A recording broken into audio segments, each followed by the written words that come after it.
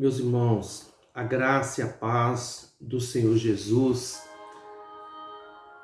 seja com todos vocês.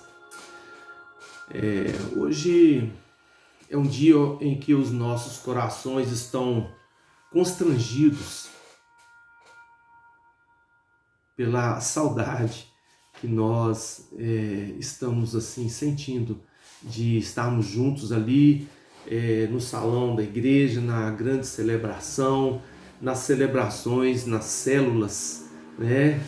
E onde os irmãos têm aquela comunhão, aquela intimidade, né?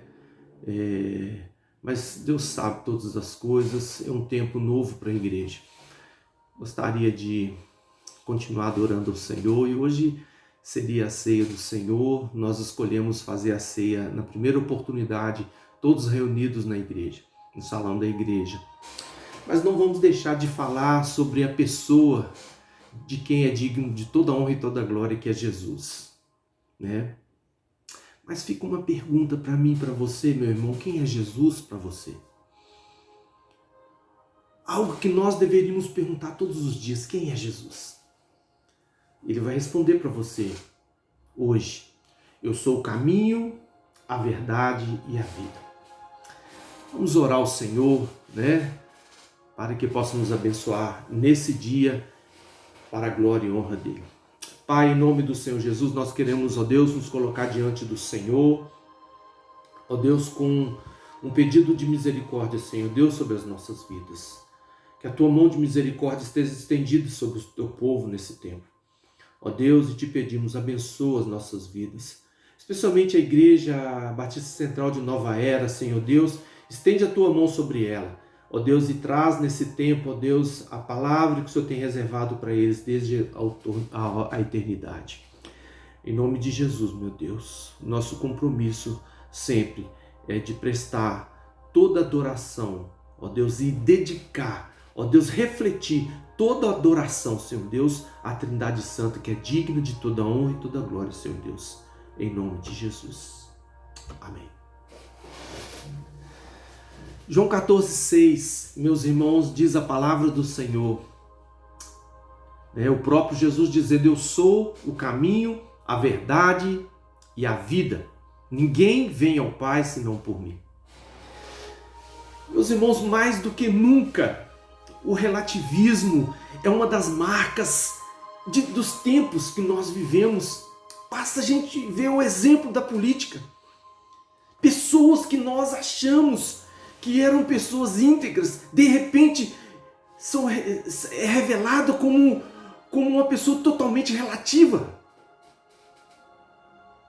E as pessoas mesmo dizem que tudo é relativo. Um ditado antigo diz que nós não devemos discutir sobre política, futebol, religião, porque cada um tem a sua opinião. Mas hoje, meus irmãos, é algo tão grave que o relativismo ele consegue atingir a identidade do ser humano, sabe, nas ideologias diabólicas que questionam a identidade sexual das pessoas. Mas nós sabemos que essa identidade ela é comprovada pela ciência com 100% de certeza no nosso DNA, exatamente no momento da nossa concepção. Mas, meus irmãos, é interessante que o relativismo ele existe para negar a verdade absoluta. Ele defende que cada indivíduo, cada pessoa tem sua própria verdade.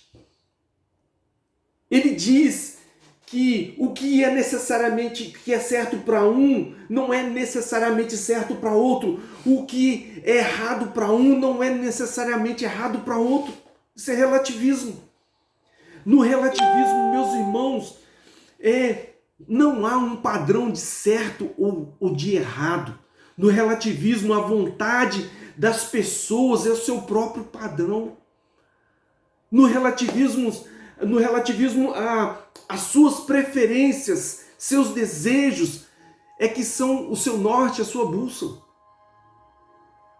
No relativismo, o indivíduo determina para si mesmo o que é verdadeiro a partir do seu próprio entendimento. E nesse ambiente que nós vemos hoje aí, de incerteza, de confusão, a Bíblia se apresenta e é o padrão absoluto da verdade. E nesse tempo também, de tanta confusão, a Bíblia ela se coloca como aquele agente confrontador das atitudes das pessoas. A palavra do Senhor diz lá em Eclesiastes 12:14, porque Deus há de trazer a juízo toda obra, até tudo que está encoberto, quer seja bom, quer seja mal. Deus vai trazer a juízo. Meus irmãos, com Deus não se brinca. Pouco antes de ser crucificado, meus irmãos, o nosso Senhor Jesus falou sobre a verdade. Sabe, João ele registrou ali esse diálogo de Jesus com Pilatos. Sabe, a palavra do Senhor diz lá no Evangelho de João, capítulo 18, dessa forma, Pilatos dizendo, então você é rei? Jesus respondeu, tu dizes que sou rei.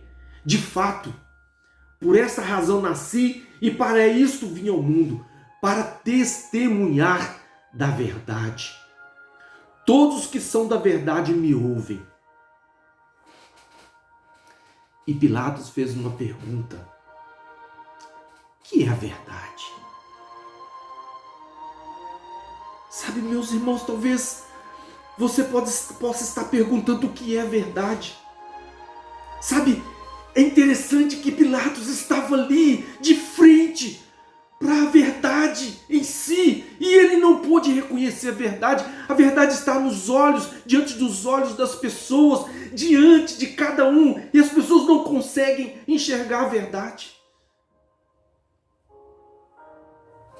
A Bíblia reconhece que para certos fatos e aspectos da vida, o relativo é aceito, sabe? Porque nós podemos ter preferências por alimentos, música, perfume, sabe? Mas a Bíblia enfatiza também que existem verdades absolutas que são irrevogáveis, que são eternas. E essas verdades, meus irmãos, elas vêm de Deus. E a Bíblia diz lá em Tiago 4,12 que um só é legislador, um só, que é Deus. Sabe, Deus é quem estabelece as verdades que governam toda a criação, porque Deus é soberano. E é interessante que essa questão da soberania de Deus, que muitas pessoas, de uma maneira tão ignorante, eles desprezam. Sabe, Deus é soberano simplesmente porque é um direito dele. Ele é o Criador, ele é o sustentador do universo, e isso é um direito dele, a soberania. Lá em 1 Crônicas, no capítulo 29, diz algo tremendo. Está escrito assim, teus, ó Senhor, são a grandeza, o poder, a glória, a majestade e o esplendor. A majestade. Pois tudo o que há nos céus e na terra é teu. Teu, ó Senhor, é o reino, tu estás acima de tudo. Meus irmãos, diante de tantas provas, diante até mesmo da fragilidade humana, quando o homem chega no limite da sua fragilidade, ele não tem outro recurso a não ser clamar por Deus. Ele pode ter desprezado Deus a vida inteira, mas naquele momento ele vai ter que reconhecer que Deus é soberano. Então por que o homem rejeita a fé cristã? Sabe, por que pessoas vivem nesses dias como nos tempos de Noé? Numa vida secular totalmente desconectada de um relacionamento com Deus. Por quê? O homem rejeita a fé cristã porque somente ela, afirma as verdades absolutas e eternas.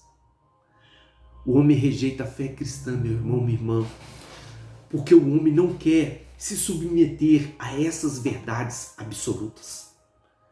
Sabe, o apóstolo Paulo, lá em 2 Timóteo capítulo 4, ele diz algo interessante, pois haverá tempo em que não suportarão a sã doutrina. Pelo contrário, cercar-se-ão de mestres, segundo as suas próprias cobiças, como que sentindo coceira nos ouvidos, e se recusarão a dar ouvidos à verdade, enganando-se e entregando-se às fábulas. Existem pessoas, meus irmãos, que não suportam a verdade. Pessoas preferem viver de acordo com seus desejos. Sabe, essas pessoas procuram por outras pessoas que venham lhe ensinar o que querem ouvir. Essas pessoas não suportam um confronto, porque são relativistas.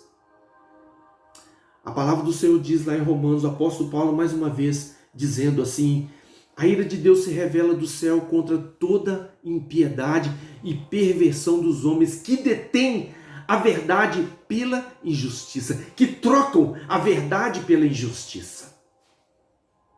Talvez esse seja o maior problema que nós vivemos no nosso país hoje. As pessoas não querem viver a verdade, querem viver a injustiça. O texto diz que existem pessoas que impedem o progresso da verdade, escolhendo a injustiça. Que tipo de pessoa é essa? Que tipo de pessoa que escolhe a injustiça, escolhe o erro, escolhe o pecado, escolhe a mentira, escolhe a infidelidade, a traição? Existe sim esse tipo de gente. Essa pessoa, o perfil dela é de uma pessoa rebelde, a pessoa que não se submete à autoridade. Essa pessoa, ela está longe da presença de Deus, porque o princípio da autoridade vem de Deus. Então Jesus faz uma grande afirmação. Ele diz: eu sou o caminho e a verdade e a vida. Ninguém vem ao Pai senão por mim. Meus irmãos, contrariando toda a tendência da atualidade, essa afirmação é absoluta. Jesus utiliza aqui, nessa afirmação, artigos definidos, dizendo: eu sou o caminho, a verdade, a vida. Não existe outro caminho, não existe uma segunda verdade, não existe uma outra vida, a não ser na pessoa de Jesus. Nas palavras de Jesus, meu irmão, minha irmã, não existe relativismo. Jesus é o único meio de nós termos um relacionamento com Deus. Jesus é a única verdade no que se refere à espiritualidade, a ter uma vida realmente de um relacionamento com Deus, com intimidade. É a única fonte de vida. Se a pessoa quer vida, a única fonte de vida e poder sobrenatural é Jesus.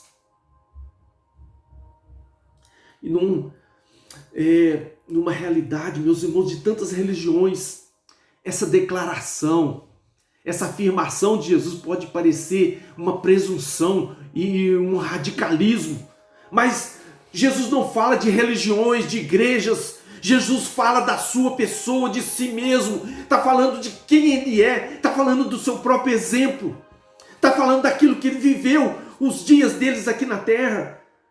Jesus está falando de nós estabelecermos um relacionamento com o Pai baseado no padrão dele, do relacionamento dele, daquilo que ele mostrou para a humanidade.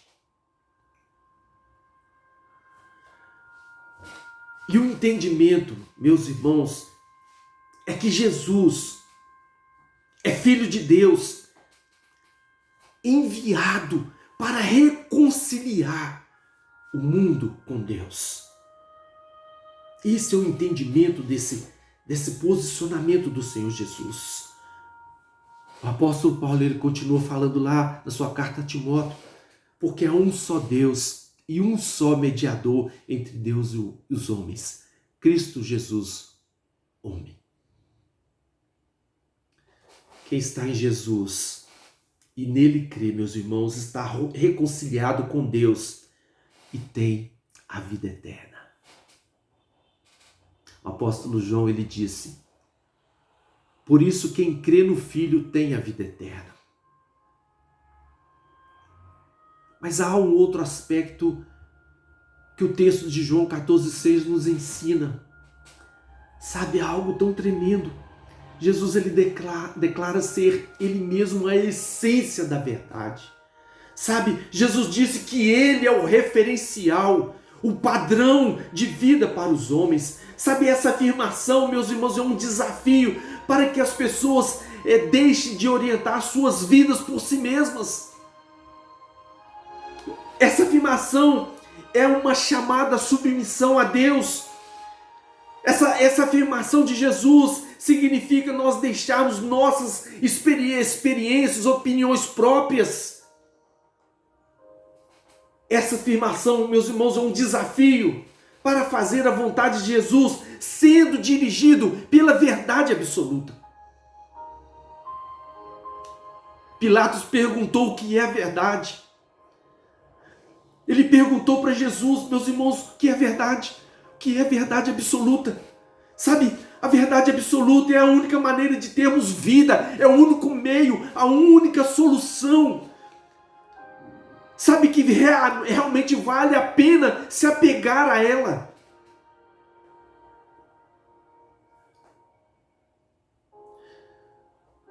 Para as pessoas ainda que não encontraram Jesus, sabe, o maior desafio para essas pessoas é conhecer Jesus e reconhecer Jesus, como o único meio de salvação e de reconciliação a Deus. Lá em Atos 4:12 diz assim: e não há salvação em nenhum outro, porque debaixo do céu não existe nenhum outro nome dado entre os homens pelo qual se importa que sejamos salvos. Esse é um grande desafio para aquela pessoa que não conhece Jesus. Se humilhar e reconhecer a soberania de Jesus, inclusive nas questões eternas. Para nós, os crentes, o desafio é assumir que Jesus é o referencial, a partir do qual nós devemos dirigir as nossas vidas. Todo crente deve entender isso. Jesus é o referencial. Tudo que está relacionado com a mentira não vem de Deus. Porque Jesus é a verdade. Tudo que está relacionado com morte, com assassinato, seja ele qual for, não vem de Deus, porque Jesus é a vida. Tudo que está relacionado com ter uma vida longa, abençoada, viver a transição para a eternidade como homens de Deus viveram. Temos um grande exemplo de Billy Graham, que fez o seu trabalho aqui, teve vida longa. Esse é o desejo de Deus para alguém que respeita a verdade, que reconhece Jesus como Senhor de sua vida e que anda no caminho do Senhor. Esse é o desejo do Senhor. Meus irmãos, Jesus é o nosso padrão e o nosso exemplo de comportamento. Sabe, a Bíblia Sagrada é a verdade absoluta e nosso manual de vida. Um dia, eu conversando com alguém começou a me questionar sobre a Bíblia. E aí, conversando outra vez com aquela mesma pessoa, era uma pessoa da minha intimidade, e ela começou a questionar outra coisa. E aí, a minha paciência foi acabando, e eu disse para ela: tudo que você vê na Bíblia que que você não concorda, rasga aquela página, joga fora. Ao final de um tempo você vai jogar até a capa da Bíblia fora. Não vai sobrar nada. Meus irmãos, a Bíblia é o padrão absoluto da verdade. Nós devemos nos submeter a ela, conformando com a vontade de Jesus que está expressa nela. Sabe, as nossas decisões devem ser baseadas na palavra de Deus. Meus irmãos, os nossos pensamentos devem estar de acordo com o caráter de Jesus. E deve estar também de acordo com a sensação de paz que o Espírito Santo imprime dentro de nós. Nesse tempo, meus irmãos, de tanta perseguição à verdade, nós precisamos lembrar que Jesus é a verdade. É Ele que é a essência da verdade. É Ele que é a verdade. É Ele que é o padrão absoluto da verdade. É a palavra de Deus, a Bíblia Sagrada. Jesus está nela desde Gênesis até Apocalipse. A palavra do Senhor diz que o Cordeiro de Deus foi morto antes da fundação do mundo. Antes mesmo de existir a Bíblia escrita, já havia no coração do nosso Deus a ideia